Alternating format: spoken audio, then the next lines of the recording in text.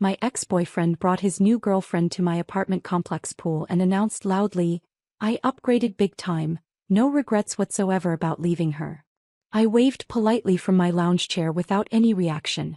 What he couldn't see from where he was standing splashing around changed everything for him exactly 7 days later when the notice arrived at his apartment door. My divorce lawyer slid the papers across her desk with a knowing smile. "Trust me on this, Rachel. Take the property shares instead of the cash payout." I was exhausted from a year of court battles and just wanted it over with. But something in her eyes made me listen. "Property shares?" I leaned forward, squinting at the documents. My vision had gotten blurry from too many late nights crying. "Your ex-husband's business partner owns several rental properties. Instead of liquidating everything for cash, you can take a 10% stake in 3 buildings." She tapped her pen on the settlement agreement. "Including Riverside Apartments." My stomach dropped. "That's where I live." "Exactly." Her smile widened. "And where your monthly rent just became a business expense you're partially paying yourself. Plus, you get voting rights on all major property decisions." I stared at the numbers. It wasn't huge money. Nothing that would make me rich. But it was real. Tangible. Something I could build on. "What if I need cash right away?" "You can sell the shares later if you want. But Rachel, you've worked at that law firm for 12 years. You know how real estate works. This is smarter long-term." I signed the papers with a shaking hand. 3 weeks later, the divorce was final. I was single at 38, living in a 1-bedroom apartment I now partially owned, starting completely over. That's when Derek showed up.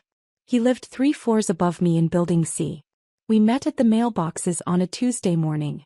He was charming, sympathetic about my divorce, easy to talk to. We started having coffee together. Then dinner. Within 2 months we were dating. For 2 years, Derek seemed like proof that life could get better after disaster. He worked in sales, always had interesting stories, made me laugh. He said I was strong for surviving my divorce. Said I deserved happiness. Then he met Madison at a networking event. The change was gradual. He started mentioning her name. Comparing us. "Madison's really driven, you know? She's always working on some new project." I worked full-time too. But apparently that didn't count. 6 weeks later he broke up with me in the parking lot. "I need someone more ambitious. Someone who matches my energy." I cried in my car for an hour. Then I went upstairs and started picking up the pieces again. The pool area at Riverside Apartments was my refuge. I went there every Saturday morning with a book and my coffee, claiming the same lounge chair in the corner. It was quiet early in the day. Peaceful. Until Derek showed up with Madison. I heard his voice first. Loud, projecting across the water. "I upgraded big time, no regrets whatsoever about leaving her." My entire body went cold. I looked up slowly. Derek stood in the shallow end, arm draped around Madison's shoulders. She was younger than me, maybe 28, with perfect hair and a confident smile. They were both staring in my direction. He wanted me to see this. Wanted me to know he'd moved on. Wanted me to feel small and replaced and pathetic. Everyone around the pool had gone quiet. Neighbors I'd known for years were watching, waiting to see how I'd react. I set down my book carefully. Took off my sunglasses. Made eye contact with Derek across the shimmering water. Then I waved. A small, polite wave. Like he was just another neighbor saying hello. His face shifted. Confusion flickered across his expression. This wasn't the reaction he'd expected. He'd wanted tears. Bigger. Drama he could recount later to make himself look good. I gave him nothing. Madison whispered something in his ear. He laughed too loud, pulling her closer, trying to recover his performance. I put my sunglasses back on and returned to my book. My hands were shaking so badly the words blurred. But I didn't let him see that. From my lounge chair I could see his 3rd-floor balcony. The oversized sectional sofa blocking half the space. The commercial-grade grill that definitely violated fire codes. The string lights he'd hung without permission. I'd noticed those violations months ago. Back when I loved him and looked the other way. Back when I thought his rule-breaking was charming and spontaneous instead of selfish and careless. But I wasn't looking the other way anymore. Derek and Madison stayed at the pool for another hour. His voice carried every few minutes, making sure I heard how happy he was. How perfect his new relationship was. How much better his life had become. I finished 2 chapters of my book and headed inside.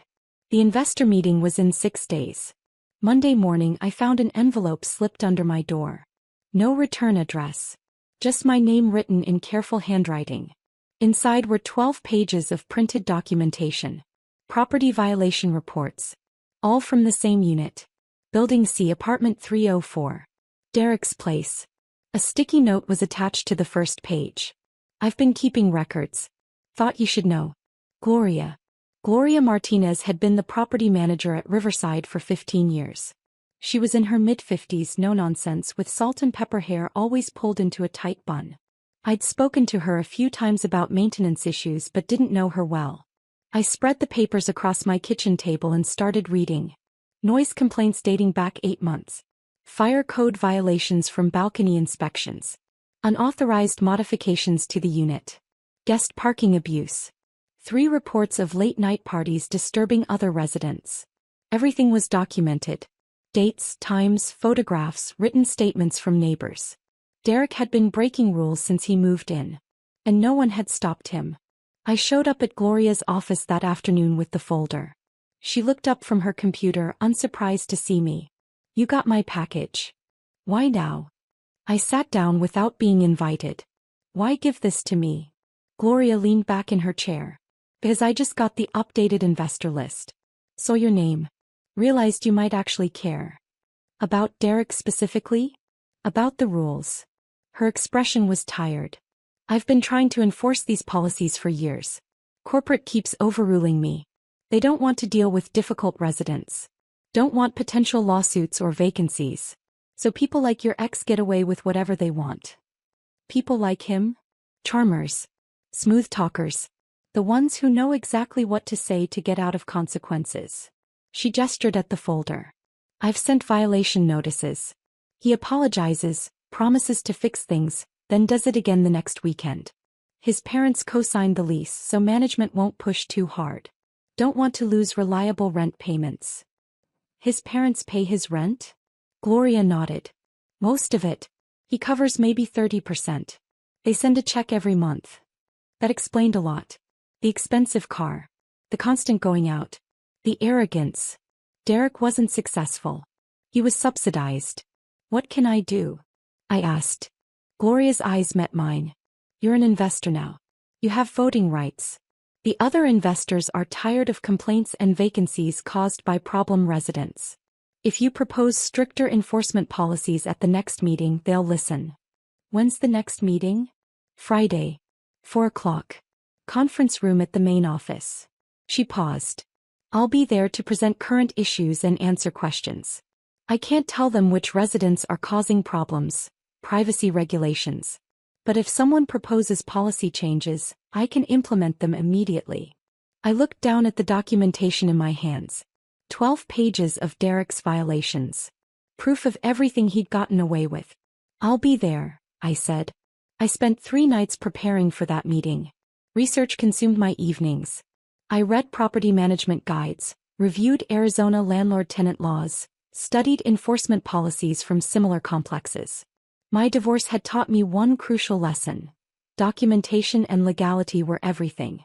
Emotions didn't matter in official proceedings. Only facts. Only what could be proven. I drafted a proposal. 5 new policies, each one addressing a specific problem.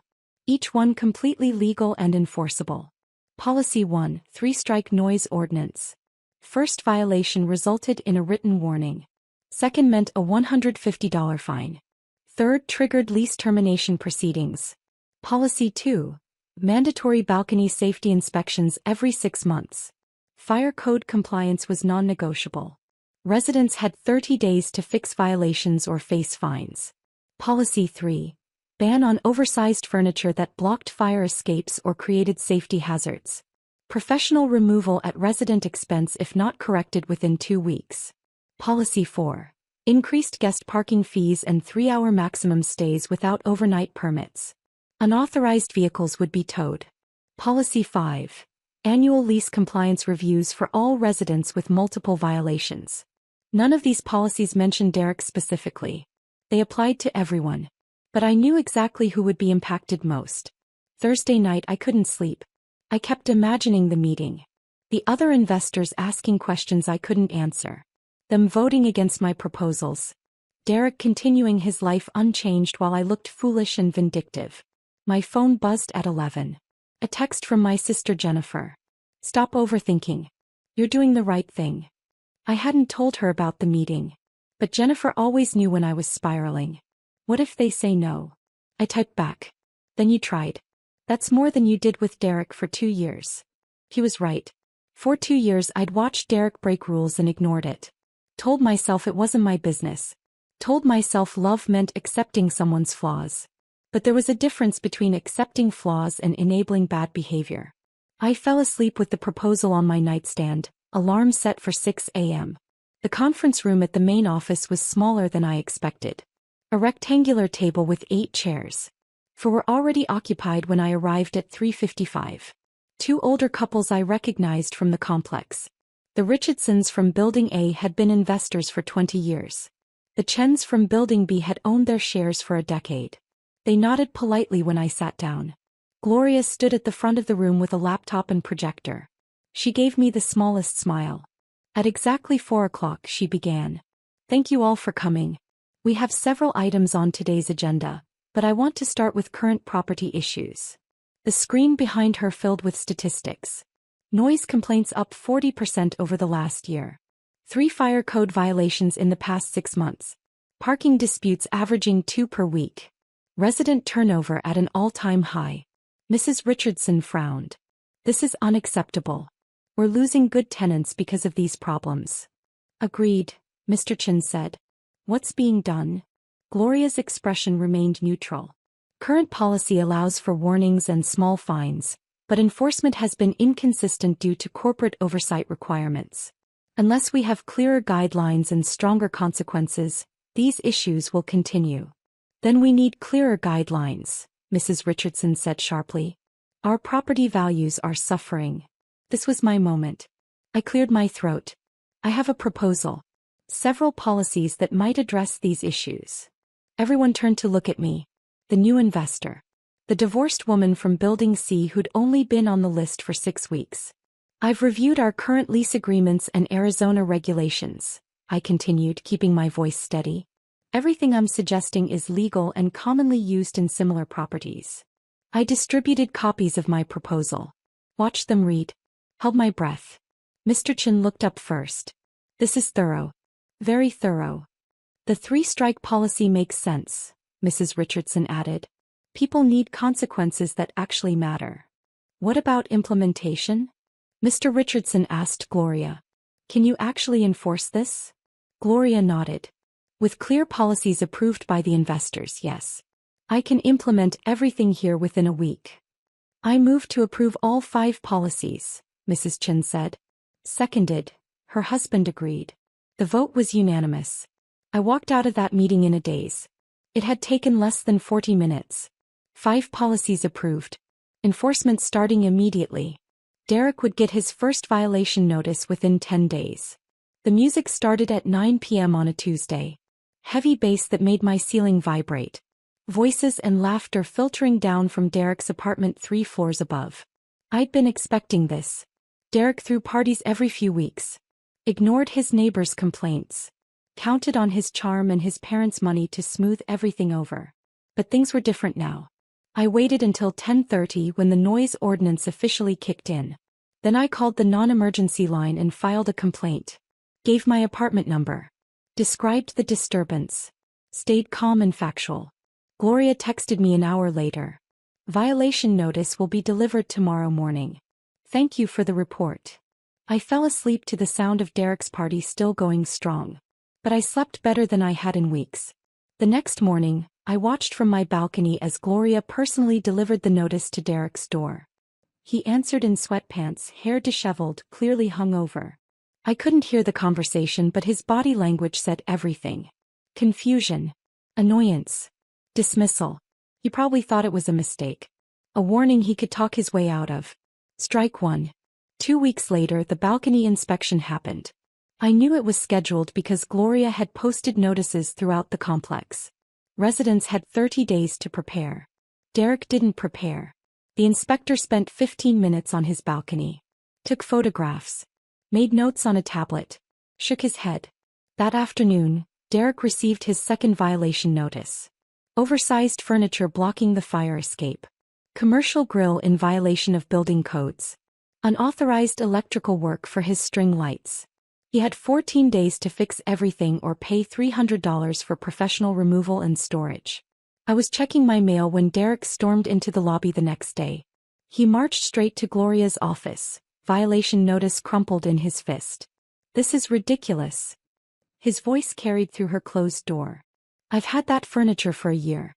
Nobody complained before." Gloria's response was too quiet to hear. But Derek's wasn't.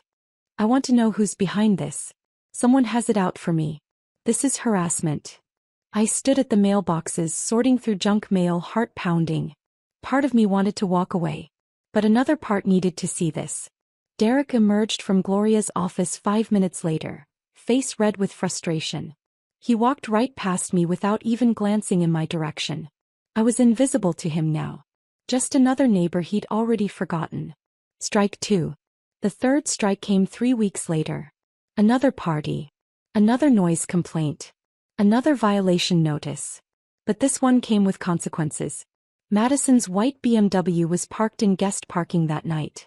Had been there for 4 days straight without a permit. Under the new policies, guest vehicles couldn't stay more than 3 hours without overnight authorization. At 2 a.m. during Derek's party, her car was towed. I heard about it the next morning from Mrs. Peterson, who lived next door to Derek. She was at the mailboxes shaking her head.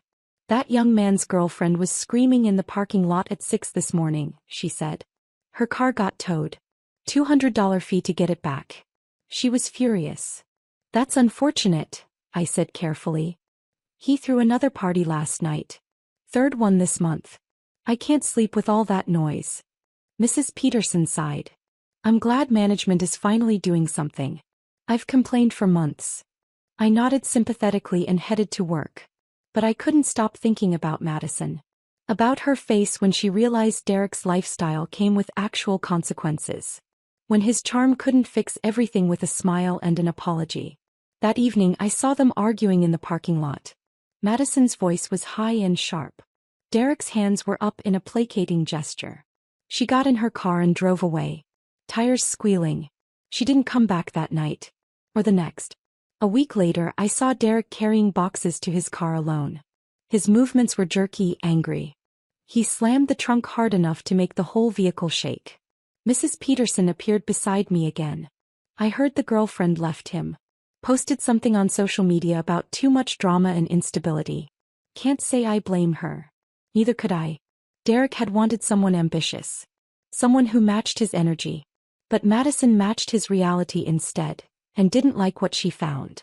The apartment complex had been quiet for 3 days. No parties. No loud music. Just peace. But Derek was still living above me. Still in violation of his lease. Still one more incident away from eviction proceedings. I wondered how long it would take. Gloria called me on a Thursday afternoon. "Can you come to my office? There's something you should know." My stomach dropped. Had Derek figured it out? Did he know I was behind the policy changes? I showed up at 5 when most residents were home from work. Gloria closed the door behind me and sat down heavily. "Derek's parents contacted me this morning." His parents. They co-signed his lease. They've been paying most of his rent. He pulled out a file. When the violation notices started arriving, Derek told them it was a misunderstanding. Building management making mistakes. He'd handle it. But he didn't handle it, I said. No. And when the third violation notice arrived, his parents asked to see the documentation. All of it. Gloria opened the file. I had to send them everything. The noise complaints. The inspection reports. Photographs of the violations. It's all part of the official record. She turned the file toward me. Inside were printed emails between Derek's parents and the management company. I read them slowly. Derek had told his parents he had a promotion at work. Told them he was making enough to cover rent on his own soon. Told them the apartment was an investment in his career, networking opportunities, professional image. All lies. His mother's email was devastating. We had no idea Derek was causing problems for other residents. We raised him better than this. We've been subsidizing a lifestyle he clearly can't afford and doesn't deserve. This stops now." His father's response was shorter. "Effective immediately, we're withdrawing our financial support. Derek is 32 years old. It's time he lived within his actual means." Gloria looked at me. "They're not renewing their co-signature. Derek has to move out or prove he can afford the rent on his own." "Can he?" "Not even close. His rent is $1,850 a month. His actual income barely covers $600. He's been living on their money and credit cards for years." I sat back in my chair processing this.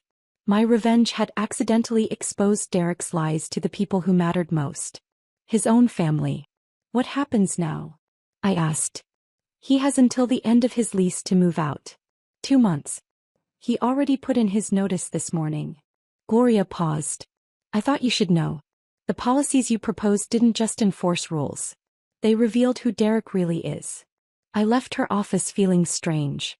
Vindicated but also oddly empty. This was what I'd wanted. Derek facing consequences. Derek losing his comfortable life.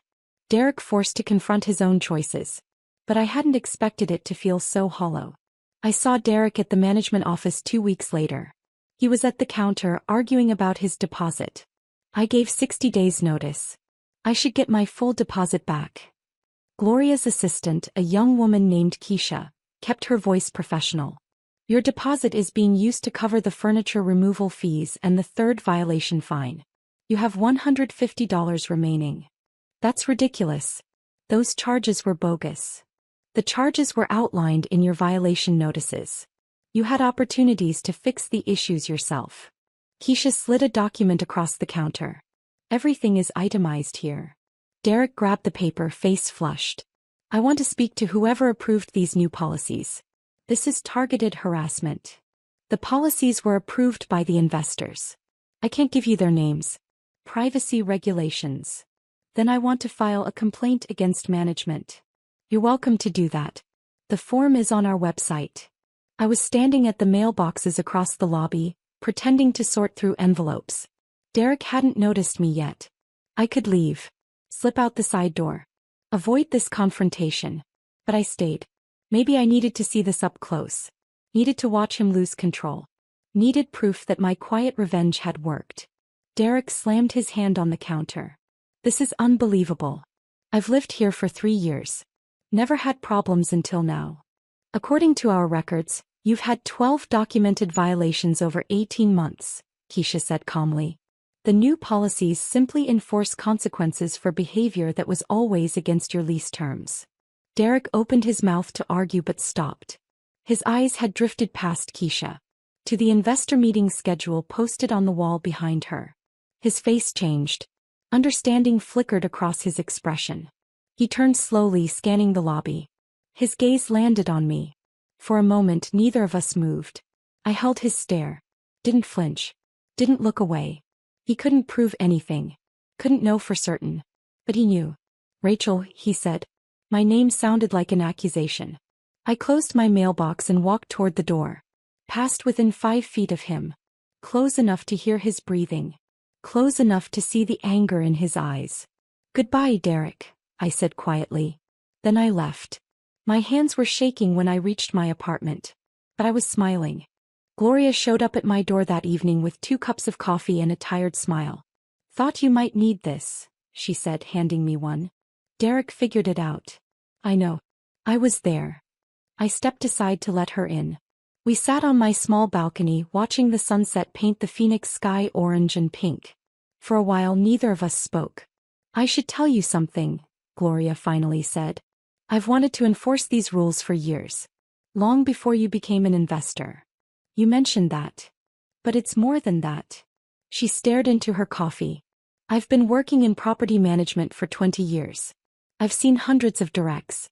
Charming men who think rules don't apply to them. Who use other people's money and patience until both run out. Why didn't corporate support you? Because directs don't usually cause enough damage to matter. They pay rent on time or their parents do. They smile and apologize when confronted. They're just annoying enough to bother neighbors but not destructive enough to warrant eviction. Gloria shook her head. Corporate cares about occupancy rates and avoiding lawsuits. Not about quality of life for other residents. But now you can enforce the rules. Biz, you gave me cover. The investors approved the policies. Corporate can't override that. She looked at me. You didn't just get revenge on Derek. You gave me the tools to protect every resident in this complex from people like him. I hadn't thought about it that way. I'd been focused on Derek. On making him pay for humiliating me. On proving he couldn't get away with treating people badly. The other residents have noticed, Gloria continued. Mrs. Peterson thanked me yesterday. Said she can finally sleep through the night. Mr. Kumar in Building A mentioned how much quieter the parking lot is. People are renewing their leases instead of leaving. That's good. It's more than good. It's what this place should have been all along. She finished her coffee and stood. I wanted you to know that. Your revenge helped more people than just you. After she left, I sat on the balcony until dark. Thinking about Derek. About Madison. About all the people affected by the policy changes I'd proposed. Revenge had felt personal. Intimate. Something between Derek and me. But it had become something bigger. Something that mattered to an entire community. And that felt more satisfying than I'd expected. 3 months after Derek moved out, I got a phone call from a number I didn't recognize.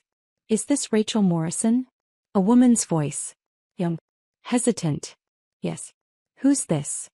It's Madison. Derek's. His ex-girlfriend. I almost hung up. Almost deleted the number and blocked it. But curiosity won. What do you want? I need advice. Legal advice. I know you work at a law firm. She paused. Derek borrowed $5,000 from me. Said it was for an investment opportunity. Something that would double our money in 6 months. Let me guess. The money disappeared. He stopped returning my calls 2 weeks ago. I found out he moved to Tempe. Some studio apartment. When I confronted him, he said the investment fell through and he can't pay me back. Her voice cracked. I don't know what to do. I should have felt vindicated. Madison had called Derek an upgrade. Had laughed while he humiliated me at the pool. Had chosen him over basic human decency. But listening to her voice, young and scared and realizing she'd been used, I just felt tired. Do you have documentation? I asked. Text messages about the loan? Bank transfers? Everything. I kept all of it. Then you have a case. Small claims court. 5,000 is right at the limit, but it's doable. I grabbed a pen. I'll give you my divorce lawyer's number. She takes some cases pro bono, especially when women are being financially manipulated. Tell her I referred you. Why are you helping me? Madison asked quietly. I was awful to you. At the pool that day. I knew what Derek was doing. I thought it was funny. You were awful, I agreed. But Derek's worse. And you deserve to get your money back. I gave her the lawyer's information. Hung up. Stared at my phone. 20 minutes later, my divorce lawyer called. Rachel Morrison. It's been a while. Catherine's voice was warm. I just got a very interesting call from a young woman you sent my way. Madison. Yeah. She told me about Derek. The loan. The pattern. Catherine paused. She also told me there were others. At least 2 other women he borrowed money from before her. She found them on social media comparing stories. My stomach turned. He's done this before? Multiple times. Small amounts. Usually between 3 and 7,000. Just under the limit where people might pursue legal action. But if Madison's willing to testify and if we can get the other women on board, we can establish a pattern of financial fraud. Will it work? In small claims? Absolutely. The court records will be public. His pattern of behavior will be documented. It won't send him to jail, but it'll follow him. Background checks. Credit reports. Future relationships. Catherine's voice hardened. Men like Derek count on shame keeping their victims quiet. When women start talking to each other, comparing notes, the whole system falls apart. 3 weeks later, Madison won her case. Derek was ordered to pay back the $5,000 in monthly installments. The other 2 women filed their own claims. The court records detailed everything. The loans. The lies. The pattern of using women financially and discarding them when they asked for accountability. I didn't attend the hearings. Didn't need to see Derek's face when the judgment came down. The court documents were enough. The apartment complex looked different 6 months after Derek left. Quieter. Calmer. Like a place where people actually wanted to live instead of just tolerating. I sat at the quarterly investor meeting, reviewing the financial reports. Occupancy was up 12%. Resident satisfaction surveys showed significant improvement. Maintenance requests were down because people were treating the property better. Mrs. Richardson smiled at me across the table. Your policies made a real difference, Rachel. Property values have increased. We're getting better quality tenants. Gloria deserves the credit, I said. She's the one enforcing everything. But you gave us the framework. The courage to actually set standards. Mr. Chin nodded. We should have done this years ago. After the meeting, Gloria walked me out. I heard about Derek's court case, she said. Madison and the others. Catherine's a good lawyer. She doesn't let people get away with things. Neither do you. Gloria stopped at my car. You've changed since your divorce, you know. Stronger. More confident. I had to. The alternative was staying broken. That's what I tell new residents now. When they complain about the rules being too strict. I tell them we're building a community where people treat each other with respect. Where actions have consequences. Where you can't charm your way out of responsibility. She smiled. One woman asked if we had a zero-tolerance policy for jerks. I said we're working on it. I laughed. Actually laughed. The sound surprised me. Driving home I thought about Derek. About the pool incident that had shattered my dignity. About the weeks of planning revenge. About the policies that had unraveled his entire life.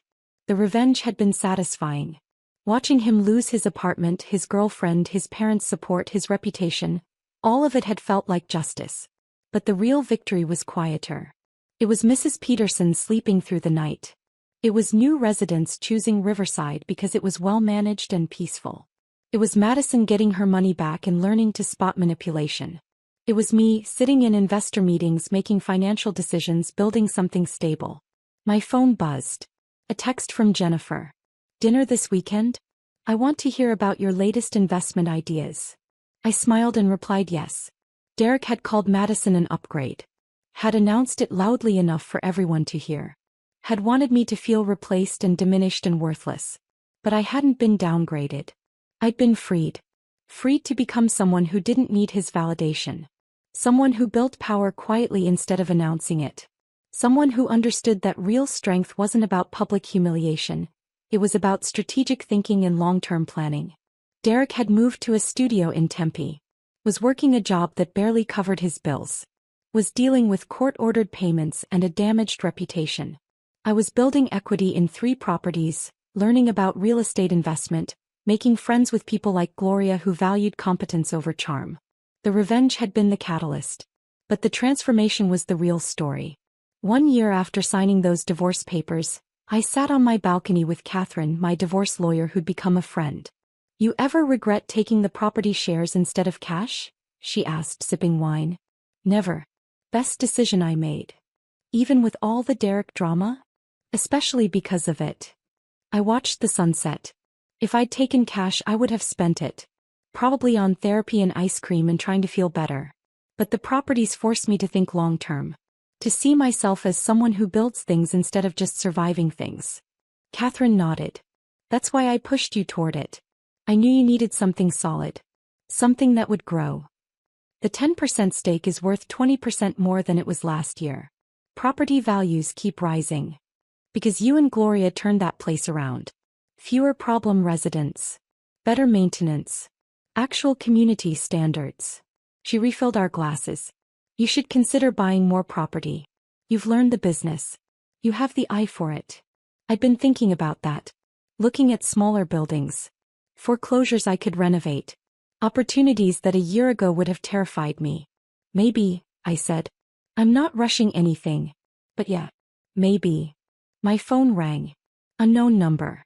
I almost ignored it but something made me answer. Rachel Morrison? A man's voice. Older. Formal. Yes. This is Robert Chin. I'm one of the investors at Riverside Apartments. My wife and I have been very impressed with your contributions to the property. Thank you. We're looking to sell our shares in another property. Smaller building. 30 units. We're getting older and want to simplify our portfolio. We thought you might be interested before we list it publicly. I sat up straighter. I'm listening. He gave me the address, the asking price, the current occupancy rates and financial history. It was more than I had. But not impossibly more. With a loan and careful planning it was reachable. Can I think about it? I asked. Of course. We're not in a rush. But Rachel, you remind us of ourselves 40 years ago. Smart. Careful. Willing to do the work. We'd rather sell to someone we trust. After he hung up I stared at my phone. Catherine was grinning. You're going to do it, aren't you? I don't know. It's a big step. So was divorcing your husband. So was taking property shares instead of cash. So was standing up to Derek. She raised her glass. You keep taking big steps. They keep working out. That night I drove past the building Robertson had mentioned. It was older than Riverside. Needed work. But it had good bones. Thank you. Thought about Derek. About his announcement at the pool. About how certain he'd been that leaving me was an upgrade. He'd been wrong about so many things. Wrong about what made someone ambitious. Wrong about what gave life meaning. Wrong about how power actually worked. Real power wasn't announcing your victories. It was building them quietly. Strategically. With patience and planning and the willingness to do uncomfortable work. Derek was still paying off court judgments. Still living in a studio. Still bouncing between jobs and relationships that fell apart when people saw who he really was. I was considering buying my second property. Building relationships with investors who respected my judgment. Learning to trust myself again. The revenge had been sweet. Watching Derek's life unravel had satisfied something deep and hurt inside me. But the real victory was this. I didn't think about him anymore unless something specifically reminded me. He wasn't part of my daily life. Wasn't part of my plans or dreams or identity. He was just a lesson I'd learned. A chapter I'd closed. A mistake I wouldn't repeat. And that felt better than any revenge ever could. I bought the building. It took 3 months of negotiations, inspections, loan applications and sleepless nights. But I did it. 15% ownership in a 30-unit building that needed work but had incredible potential. Gloria agreed to consult on the renovation and management. Catherine helped with the legal paperwork. The Chens became mentors, teaching me things they'd learned over 40 years in real estate. My sister Jennifer came to the closing, bringing champagne. Look at you, she said, hugging me. Property mogul. Businesswoman. Badass. I own 15% of a building that needs new plumbing. Let's not get carried away. You own something. You're building something. You're not the person Derek left at that pool. She pulled back to look at me. You're better. He was right. The woman Derek had humiliated at the pool would have cried. Would have run. Would have spent months questioning what was wrong with her. The woman I'd become had documented violations, proposed policy changes, and quietly dismantled his entire comfortable life. But more than that, I'd built something new. Something that didn't depend on anyone else's validation or support. My phone buzzed. A text from an unknown number. I heard you bought a building. Congratulations. You always were smarter than you gave yourself credit for. Derek. I stared at the message. He'd heard about my purchase. Probably from mutual friends. Probably spent time composing that text to sound supportive and mature. Jennifer watched me. Is that him? Yeah. You going to respond? I thought about it. Thought about all the things I could say. All the ways I could twist the knife one more time. All the proof I could offer that I'd won and he'd lost. But I didn't need to. The revenge was complete.